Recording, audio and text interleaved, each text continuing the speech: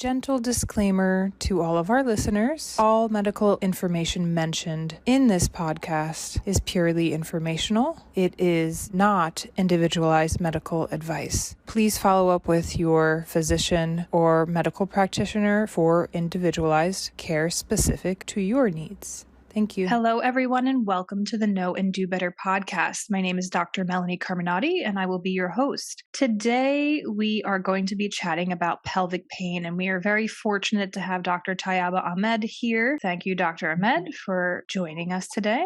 Thank you. Thank you for having me.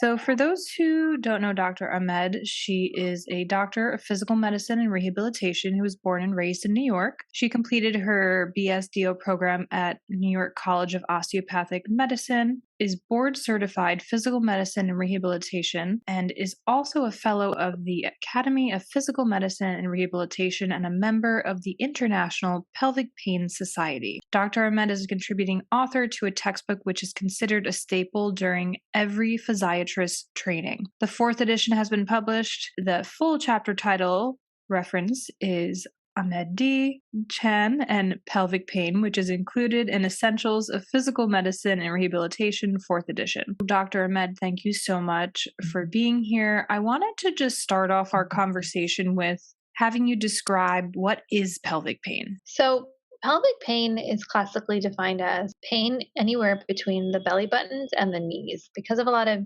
joints in between those two areas, we can't really your hips and the pubic area sounds like it would mostly be like gynecologic or coming from like a postpartum standpoint. The hips are also included, and we tend to see a lot of patients who have issues there cause pelvic floor pain. Who experiences pelvic pain? I'm sure you're seeing this is more general. We're seeing men and women. Classically, we thought pelvic pain was mostly a female dysfunction. However, we know that everyone has a pelvic floor and it does not discriminate. So we see both people, all genders, inclusive of pelvic pain. Whenever I talk to my patients about pelvic pain or specifically pelvic floor physical therapy, since that's one of the specialties that we do at Inspira, they're always curious to know, so do men have a pelvic floor? And what do they come in for? Because women are always like, wait, we always feel like we get the brunt of everything. And I tell them, with the men, it's a lot of penile pain and, testicular pain and pain with sitting. And not that they're happy, but they're glad that they do have some issues we also have that, we often feel like we're getting the raw end. This region does not discriminate. Both men and women can experience pelvic pain. What are some of the variety of causes of pelvic pain? Well, it depends on the situations. For men, a lot of the common causes or diagnoses that people will have are abacterial prostatitis. They might have true infections. And then there's the patients who don't have true infections that have an inflammation of their prostate. A lot of male patients, not a lot, but there's a handful that have like chronic constipation, whether it's related to IBS, inflammatory bowel disease. Technically, if a patient has anything going on with their GI tract, they can have pelvic floor dysfunction, thus causing pelvic pain. Women, it's different. There's a lot of endometriosis, which is probably seen one of like biggest causes of pelvic pain. And that's a condition that's not just a gynecologic condition, but like a total body inflammatory disease that affects multi-systems. And then there's diagnoses like lichen sclerosis, a skin condition. There could be recurrent urinary tract infections, recurrent yeast infections, vulvodynia, which is just a diagnosis or symptomology of having pain in the distribution of the vulva, which is the external genitalia. There could be vaginismus, which is involuntary contractions of the vaginal muscles during, due to anything entering the vagina. A lot of different causes. Some of the more obscure ones like post-radiation pelvic pain or anything that really, same thing, inflammatory bowel disease. You think about it, really anything that affects the the urinary tract, GI, and the GYN tract can cause pelvic pain. And then some of the other smaller ones that you don't think of, which is kind of what I do as a physiatrist, is examine the hip. So we're seeing labral tears causing dysfunction in their hips, pubalgia, which is an issue over the pubic bone, which often you see in the setting of athletes. Also see coccydynia, which is pain in the distribution of the tailbone. For a lot of those patients, it can happen from a fall or happen from sleeping on a hard surface. I always ask about snowboarding or biking, the Peloton. So there's also that. And then there's pregnancy, which after talking about all of those, you expected pregnancy to be like the number one cause. Pregnancy actually ends up being a much smaller amount of what we see. But we do see some people postpartum or during their pregnancy who have pain during the pregnancy and then resulting pain that happens after the pregnancy. And then we cannot exclude mental health like anxiety and depression. We often see that pelvic floor dysfunction in the setting of mental health dysfunction. So a lot of different causes. And getting to the bottom of what the causes are is really what helps figure out how to treat it. Amazing. Yeah. Getting to the root cause so that sometimes these patients, they can go long periods without getting to that root cause. And then the symptoms that they're suffering and experiencing, it's just that much longer. So really getting to the root cause is so crucial. I want to touch on two things that you said, because we see this a lot in my practice as well, with the prevalence of endometriosis and the pain associated with it. It's been really interesting as a practitioner to just see the prevalence of it, and then also see a lot of the lack of information and education on endometriosis. And many of my patients sometimes will go through many providers before that topic is even brought up. Pelvic rehabilitation medicine, you all are, keen on getting people to the right places for the right care. And then the other thing that you mentioned regarding the mental health, because we also see this too with pelvic pain, is that component of mental health. And for those who have experienced different emotional stresses or traumas and physical traumas and sexual traumas, I know for me with my patients, if there's been a history of any kind of trauma, when I'm doing the evaluation, everything is always with consent. The patients are always in control of whatever happens. But when we get to the actual assessment of the pelvic floor, many times what we're seeing is that hypertonicity in the pelvic floor. So it seems that the muscles, the tightening is there in a response to the trauma as like a protective mechanism, if there's not necessarily tissue damage, but just because of the emotional component of it. So that's been really interesting to see in those patients. When you do encounter those patients who communicate the history of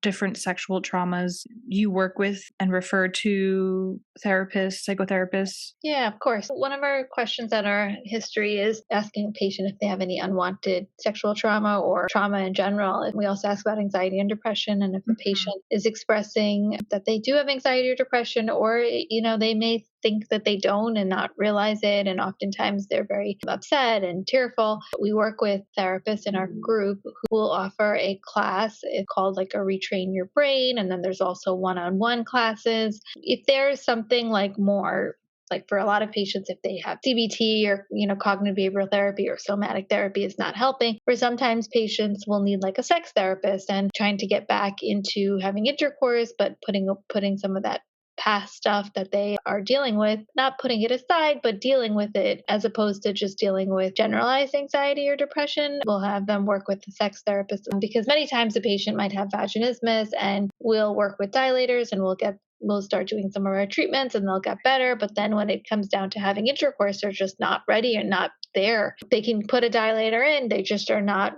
ready to be sexually active. And that's something that they have to deal with. And I'm definitely not a sex therapist, so I can't handle everything. We'll refer out for that. Awesome. Or the cases where the patient is presenting with clear musculoskeletal involvement, what is the course of treatment and how do you go about treating that? I know that pelvic rehab medicine has a unique protocol with different procedures and injections. For patients who we think it's hypertonic pelvic floor, we think there is like a musculoskeletal cause, like we'll order imaging, we'll make sure, we'll often order an MRI pelvis, try to see if I'm looking about a hernia or a sports hernia, often we will order it under a certain protocol called like pubalgia protocol to look for hernias. I work with a hernia surgeon who often looks at imaging for me just to take a look before we go further. If there's a labral tear or a femoral acetabular impingement, which is the fancy word for just a little bony growth, and a lot of times it can cause irritation or nerve pain, referring pain, a lot of times the patients need to see an orthopedic surgeon. So have a network of doctors that we can refer to if that's the case.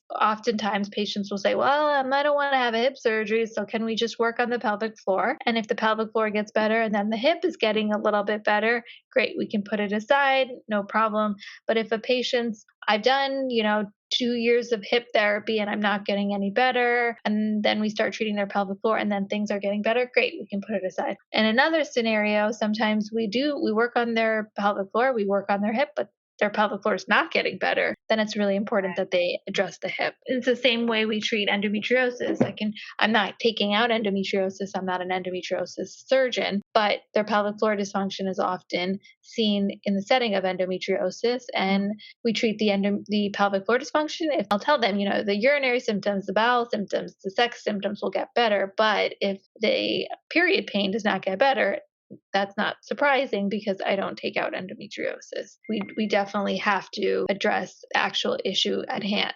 And then many times they will go off to an endometriosis surgeon. We work with Dr. Lou, but there are other endometriosis surgeons throughout the world, depending on where they live, where they, if they're here just for a short period and they're moving, they might go somewhere else. And often we work with a lot of, specialists, so they can go anywhere in Long Island or New York City or New Jersey. I was talking to an endometriosis surgeon a couple of weeks ago, last week actually, and he said, we need someone to help manage the post-surgery, because after surgery, it's not just they're better. They're not. They're usually not. And it takes someone with not an ego to realize that a surgeon can't fix it all. They're not able to. And I'm not saying that I can fix it all. I'm just saying that they might need help, because they might now have compensating hip pain or compensating leg pain running down their leg. So we can work on those things together. In regards to pelvic floor physical therapy, how do you include that in your plan of care for patients? Pelvic floor physical therapy is our first thing on our line of our treatment plan. If a patient has never done pelvic floor physical therapy, that's their first stop. It depends on the patient. I've done 2 years of pelvic floor physical therapy, and then they're being referred by the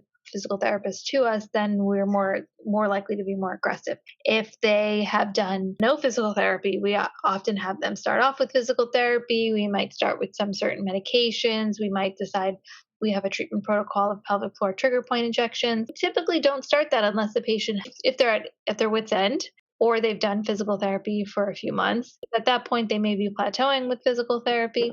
If they've never done physical therapy, we usually say start off, and depending on how much they want to get out of pain and how quickly they want to do it. I've had patients tell me that doing a trigger point injection with physical therapy is like doing 6 physical therapy sessions just by adding it in. Often we'll tell patients it really depends on how fast and aggressive you want to be about this. Like at the end of the day, you go and get a massage and someone's working on you. Trigger point injection will help speed things along, but at the end of the day, you do need someone doing the manual work also. If it was just a one shot and then you would never need to get anything done again, I wish. Pelvic pain takes a lot of time and commitment and energy. In regards to recent research surrounding pelvic pain, is there any new research or like things on the horizon for what they're talking about in terms of successful treatments for patients with pelvic pain? I mean, a lot of what we do, actually, one of our articles was just published today, where we take most of our patients, our research. So when we see a patient and we use their data, so every time a patient comes in, we ask them about their pains. And then when they do our protocol of injections, we ask them their pain scales at their 6-week follow-up again, and then again at their 3-month follow-up. And we ask them at every visit their pain scale. We actually have some researchers who sit and evaluate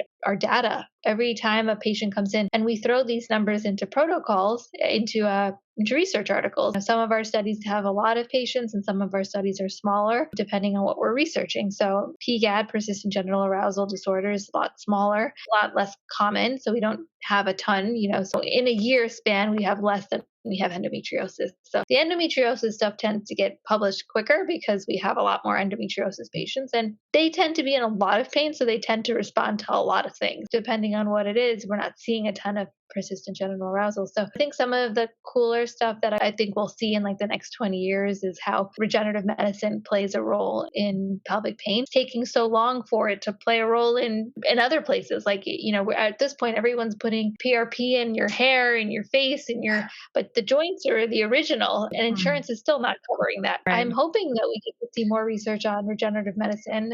Also the ROSE study. I don't know if you heard about ROSE study 2. So the original ROSE study was done at Lenox Hill North Wales group. I gave my blood for that sample for the ROSE study. That study was basically anybody who was menstruating could give their blood and see if under a microscope whether this pattern formed. Let's just call it a pattern. It's called like desigualization. The layman's terms are basically a person with endometriosis, their blood makes this pattern. And someone without endometriosis, their blood does not make this pattern. What they found was it has to be true. What we know, they were like, we just need a lot of people. And so they feel very confident that their test is correct. But in order for it to become FDA approved, to be something that can be used like COVID tests are in CVS, we need the FDA said we need proof. So what does that mean? So now ROSE study 2 is only including patients who've never had an endometriosis surgery. So the other one, if you had surgery, you didn't have surgery, you were all just kind of clumped into it. This one, any patient who's never had surgery who presents, like my patient, 20-something-year-old, comes into my office, says, I have period pain, but I also have pain with sex, and I also have urinary frequency and urgency, and I also have constipation, and I always have tummy aches, and I can barely sleep, and I have fatigue and nausea. And I'm like, oh, you sound like you have endometriosis. That patient can be a part of the study because they've never had a test, a surgery, are under 40. We think they sound like they have endo. And then what happens is they do their sample, they get a box, they put either a Diva cup or a pad, and they squeeze and then they send it back into that box, back to North Wales lab. And then there, they do their microscope stuff. You get a gift card for $50. And then when you eventually, whether it's this year, next year, have surgery, you can be a part of that study to say, hey, look, I thought I had endo. I gave my blood. I had surgery. That doctor sends the pathology report to the study, and it proves that this patient had endometriosis. So the test went full circle, 100% patient has endo. Once the FDA, I guess, approves that, like, hey, these 80 patients said we probably had endo, they look like they had endo on the microscope and they have endo on pathology, then we believe this test is correct and they'll hopefully release it and make it something that we can do at home. I would love for it to be like a test we could just get at CVS and just do, but I don't know if it's going to be something that's done only in GYN offices. I feel like our statistics of how much endometriosis is actually out there will definitely change once we can actually test people easily, because right now only being able to diagnose during like a laparoscopic surgery is like really, really inaccurate, because I feel like there's so many people who are just not getting tested and never finding out. That's such an interesting study. It's really fascinating. I'm interested to see what happens with that and to think about over the next 20 to 30 years, say that it does become FDA approved and they start testing for it. Like you said, we'll have more accurate statistics as to how many people actually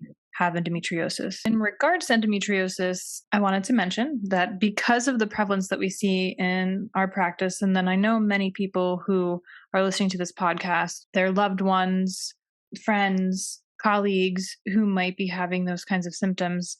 I am running an endometriosis fundraiser on March 21st here in Brooklyn. We will be screening below the belt. We're hoping to pay it forward so that things like this and other studies and more educational outreach can be made, because just one of those diagnoses that is becoming so prevalent and is still so mysterious in many ways. For all those who are listening, please be sure to buy tickets to the event. We will be having an expert panel discussion, which you mentioned Dr. Lou, she will be a part of, and it's going to be an amazing event. I don't know, Dr. Ahmed, if you'll be able to make it, but hopefully you can. Before we wrap up, I just wanted to say, do you have any final remarks? It's so important that if you have something going on, or you think you have something going on and you've been dismissed once, twice, 3 times. Yeah. Don't give up. The fact that you're listening to this podcast means that there are people just like you looking for answers, and they're out there. I feel like, this is probably like my 10th podcast, 12th podcast. And when I was doing this like 5 years ago, people didn't know what to do, where to go. And like, I feel like every day, like, endometriosis, like podcasts are blowing up. There's like hundreds and thousands of doctors on Instagram now. It's crazy how social media has changed. And I think pelvic pain is one of those fields that was so niche before, and now it's like not. Now I feel like it's everywhere, coming from me, someone who sees it all the time. But I think as physiatrist, I have a pretty awesome job because I get to help people improve their quality of life. And I think pelvic pain is definitely one of those things, and any pain, you should always not give up in trying to feel better. Amazing. Well, thank you, Dr. Ahmed. This was a really informative and insightful chat. And thank you, everyone who is listening. Please stay tuned next time for another informative discussion. And if you were able to join us on March 21st in Brooklyn for our endometriosis fundraiser and Below the Belt documentary screening, purchase your tickets and we'll see you there. Thank you.